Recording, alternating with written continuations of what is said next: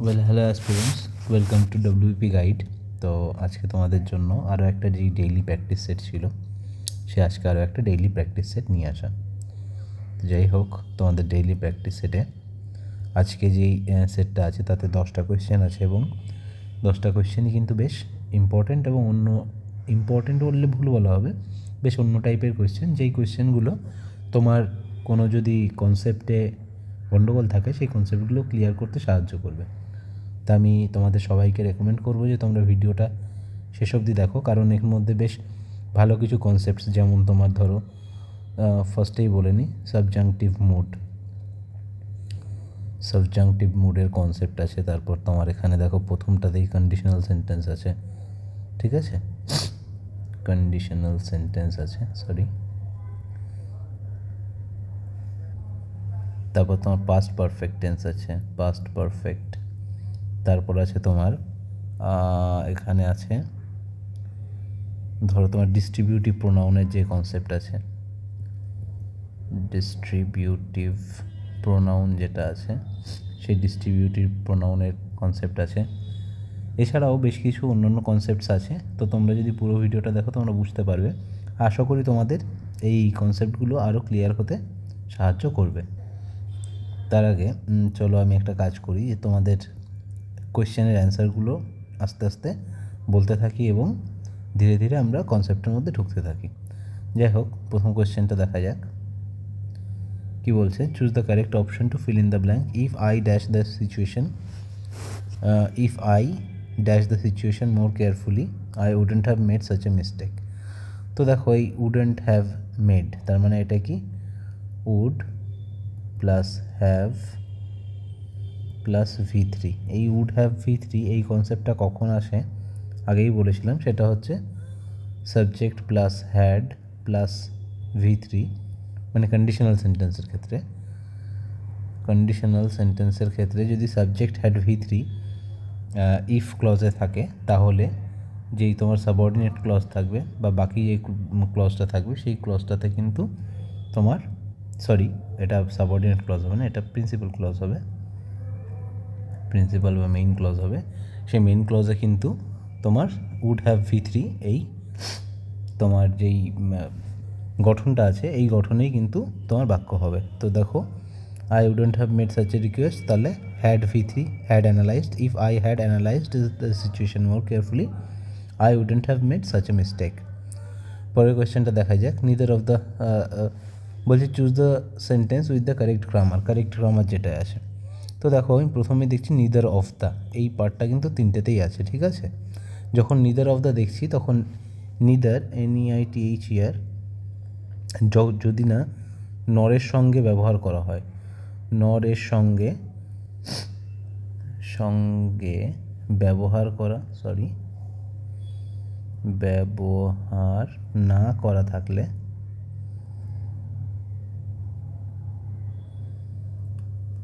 Neither যদি নরের সঙ্গে ব্যবহার না করা থাকে তাহলে কিন্তু নিদার ডিস্ট্রিবিউটিভ প্রোনাউন হিসাবে কাজ করে। নিদার নরও ডিস্ট্রিবিউটিভ প্রোনাউন হিসাবেই কাজ করে, কিন্তু নিদার অফ দ্য যখন থাকে তখন তারপরে কিন্তু সবসময় লিখে দিই নিদার অফ দ্য, এরপরে কিন্তু সবসময় যেটা হবে সেটা হচ্ছে সিঙ্গুলার ভার্ব।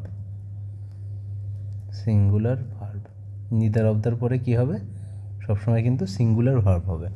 তো দেখো, এখানে প্লুরাল ভার্ব আর আছে, ওয়্যার আছে, আর একটা আছে দেখো ইজ, আর একটা আছে হ্যাজ। তো প্রথমেই অপশান এ এবং অপশান সি আমরা বাদ দিয়ে দিচ্ছি। তা দেখো, neither of the book has interesting, ঠিক আছে।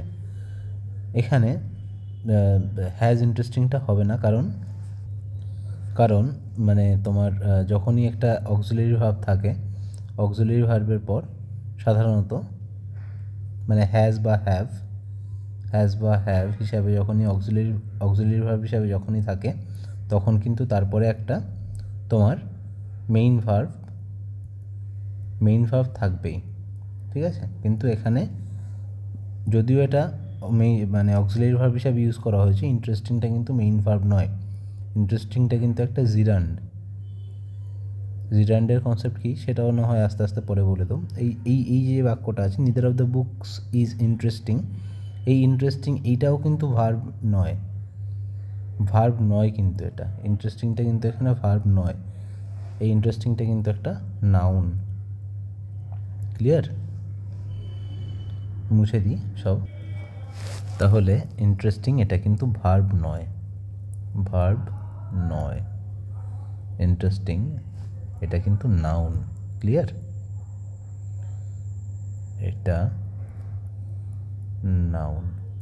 যদি কারো জিরান্ডের কনসেপ্ট ক্লিয়ার না থাকে তাহলে তোমরা কমেন্ট করতে পারো, আমি চেষ্টা করব জিরান্ডের জন্য একটা আলাদা ভিডিও নিয়ে আসতে। ওকে, পরের কোশ্চেনে চলে যাই আমরা। দেখো পরের কোয়েশ্চেন, এখানেও কিন্তু একটা ডিস্ট্রিবিউটিভ প্রোনাউন রয়েছে, ইচ অফ দ্য এমপ্লয়িজ। তো যখনই দেখবে এরকম থাকে সাধারণত distributive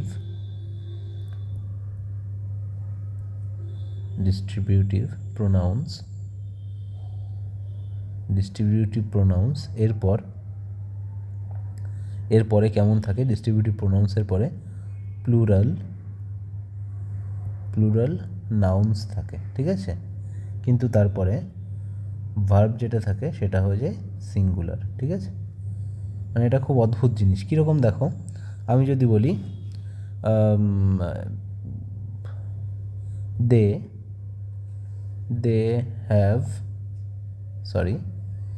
they have played football, ঠিক আছে, প্লেড ফুটবল, বেশ ভালো কথা। দে হ্যাভ প্লেড ফুটবল, এটা কিন্তু বাক্যটায় কোনো ভুল নেই।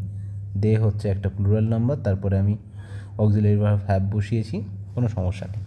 কিন্তু দেখো যদি আমি এরকম করি ইচ অফ দেম যদি আমি লিখি, তারপর কিন্তু হ্যাভ যদি আমি লিখি সেটা কিন্তু ভুল হবে। তাহলে ইচ অফ দেমের পরে কী হবে? Has. Each of them has played football.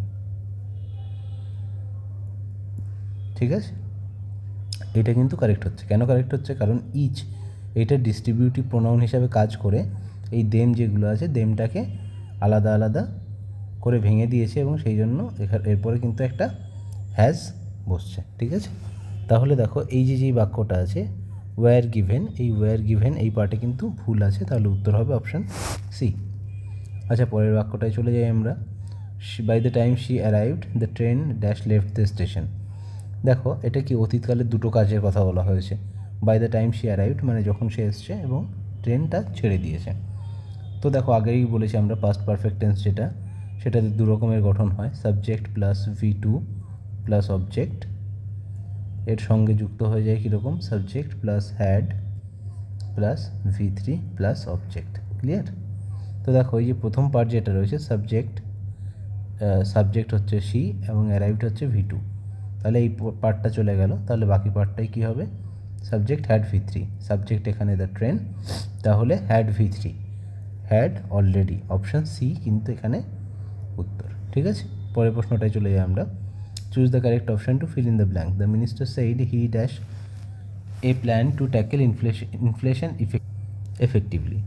তো দেখো এইখানে মিনিস্টার সেইড মানে মিনিস্টার অতীতকালের কোনো একটা কথা বলছে। ঠিক আছে, এই জিনিসটা কিন্তু ভীষণ ইম্পর্টেন্ট, যে ভার্বটা কোন ফর্মে আছে বা কোন টেন্সে আছে সেটা দেখবার।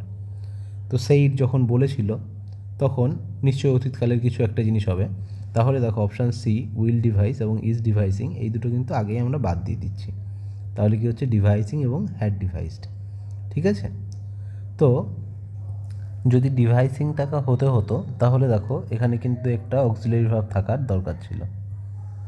অক্সিলারি ভার্ব যদি না থাকতো তাহলে তুমি তারপরে ভার্ব কীভাবে বসাবে? ঠিক আছে, তাহলে এখানে অক্সিলারি ভার্ব ছাড়া ভার্ব শুধুমাত্র বসে প্রেজেন্ট এবং পাস্ট ইনডিফিনিট টেন্সে।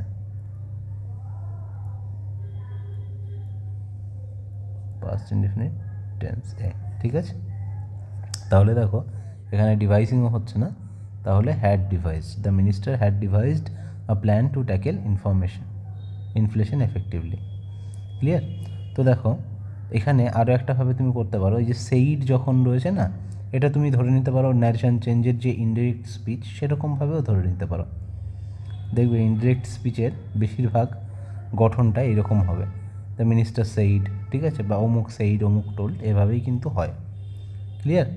পরের প্রশ্নটা দেখায়ও, identify the part of speech that of the underlined word. তো আন্ডারলাইন্ড ওয়ার্ড এখানে সেলডমটা আন্ডারলাইন্ড আছে, ঠিক আছে। তো দেখো বাক্যটার মধ্যে কীভাবে করব আমি, she seldom visits the park near her house. সে মাঝে মাঝেই, সেলডম মানে মাঝে মাঝেই বা কদাচিৎ বলে, visits the park near her house, তার বাড়ির কাছের পার্কটা ভিজিট করে বা বাড়ির কাছের পার্কটিতে যায়। তো দেখো কখন যায়, সে কখনো কখনো যায়, কখনো কখনো যায়, ভালো কথা, কখনো কখনো যায়। তাহলে দেখো এখানে যাওয়াটা কিন্তু ভার্ব বা ক্রিয়া, ঠিক আছে। তাহলে কখন যায়, কখনো কখনো। তো এই যাওয়া যেই ক্রিয়াটা আছে, এই ক্রিয়াটার সম্বন্ধে আরও বেশি ইনফরমেশন বা তথ্য দিচ্ছে কোন শব্দটা, এই সেলডম শব্দটা, তাই তো। তার মানে কি হচ্ছে, এই ভিজিটস যেই ভার্বটা আছে এই ভার্বটাকে কোয়ালিফাই করছে, তাই তো। যেহেতু ভার্বকে কোয়ালিফাই করছে, ভার্বকে কারা কোয়ালিফাই করে, ভার্বকে শুধুমাত্র অ্যাডভার্বই কিন্তু কোয়ালিফাই করে, ক্লিয়ার। ভার্বকে কিন্তু অন্য কেউ কোয়ালিফাই করতে পারে না। তাহলে এখানে অপশান বি কারেক্ট অ্যান্সার। পরে question, choose the correct option to fill in the blanks. The teacher asks the student to refrain. আর রিফ্রেইন এটা অ্যাপ্রোপ্রিয়েট প্রিপোজিশন আছে, রিফ্রেইনের পরে সবসময় ফ্রমই হয়। Option A correct answer. Choose the correct sentence, the manager along with. যাই হোক, এখানে একটা ভালো জিনিস এসছে, সেটা হচ্ছে অ্যালং উইথ, ক্লিয়ার। দেখো নিয়মটা কেমন আছে, যখন দুটো সাবজেক্ট, ঠিক আছে, টু সাবজেক্টস থাকবে, সাবজেক্টস, এবং সেই সাবজেক্টসে কী হবে, যুক্ত করা থাকবে এই শব্দগুলো দিয়ে। কোন শব্দগুলো দিয়ে এখানে লিখে দিচ্ছি, দেখো, সরি, উইথ দিয়ে যুক্ত হতে পারে, ঠিক আছে, অ্যালং উইথ দিয়ে যুক্ত হতে পারে, অ্যালং উইথ দিয়ে যুক্ত হতে পারে। তারপর কী হতে পারে, ইন অ্যাডিশন টু হতে পারে, ইন অ্যাডিশন টু সেটাও হতে পারে। এই সমস্ত আরও কিছু কিছু আছে এটসেট্রা। এই সমস্ত বাক্য, এই সমস্ত ফ্রেজ দিয়ে যদি যুক্ত হয়ে থাকে, তাহলে কি হবে, সেই বাক্যের ভার্ব, সেই বাক্যের ভার্ব সবসময় ফার্স্ট সাবজেক্ট, ওকে, ফার্স্ট সাবজেক্ট বা প্রথম সাবজেক্ট যেটা থাকবে, সেই প্রথম সাবজেক্ট অনুযায়ী কিন্তু বসবে। তো দেখো প্রথম সাবজেক্ট এখানে দ্য ম্যানেজার আছে, তো ম্যানেজার এটা কি সিঙ্গুলার নাম্বার, যদি যেহেতু সিঙ্গুলার নাম্বার তাহলে ভার্বটাও সিঙ্গুলার নাম্বার হবে। ওয়্যার এটা প্লুরাল, আর প্লুরাল, ঠিক আছে, হ্যাভটাও প্লুরাল, তাহলে কি ইজ, এটাই কিন্তু সঠিক অ্যান্সার, ঠিক আছে।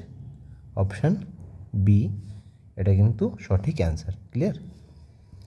আচ্ছা পরেরটায় চলে যাই। পরের এই যে কনসেপ্টটা আছে এটাই হচ্ছে সাবজাংটিভ মুডের একটা কোয়েশ্চেন। তো দেখো সাবজাংটিভ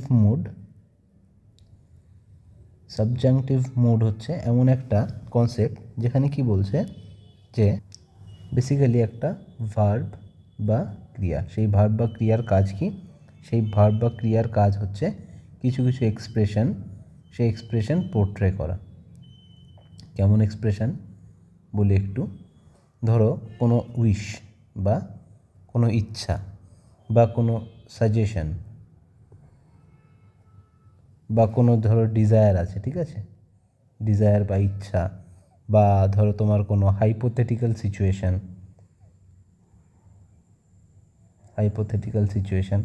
এই সমস্ত যেই সমস্যা আছে, এই সমস্ত যে সিচুয়েশানগুলো আছে বা এই সমস্ত যেই মুডগুলো আছে, মুড বললে একদম ঠিক কথা বলা হবে, এই সমস্ত যে মুডগুলো আছে সেই মুডগুলো নির্ণয় করতে বা সেই মুডগুলো বোঝানোর জন্য আমরা সবসময় সাবজাংটিভ মুড ব্যবহার করি, ঠিক আছে, সাবজাংটিভ সেন্টেন্স বা সাবজাংটিভ মুড ব্যবহার করি, বোঝা গেল। তো সাবজাংটিভ মুডের কিছু নিয়ম আছে, নিয়মগুলো কী কী, দেখো সাবজাংটিভ মুডে কিন্তু কখনো ভার্ব, যেমন আমরা প্রেজেন্ট ইনডিফিনিট টেন্সে করি, যে কর্তা বা সাবজেক্ট যদি থার্ড পারসন সিঙ্গুলার নাম্বার হয়, তাহলে আমরা কি করি, ভার্ব এর সঙ্গে কি যোগ করি, এস অথবা ইএস কিন্তু যোগ করে দিই। কিন্তু সাবজাংটিভ মুডে কিন্তু এই গল্প হয় না। সাবজাংটিভ মুডের ভার্ব, ঠিক আছে, সবসময় V1 ফর্মে হয়, শুধুমাত্র V1 ফর্ম। তো এই শুধুমাত্র V1 ফর্ম তুমি সাবজাংটিভ মুড ছাড়া অন্য কোথাও কিন্তু দেখতে পাবে না, ঠিক আছে।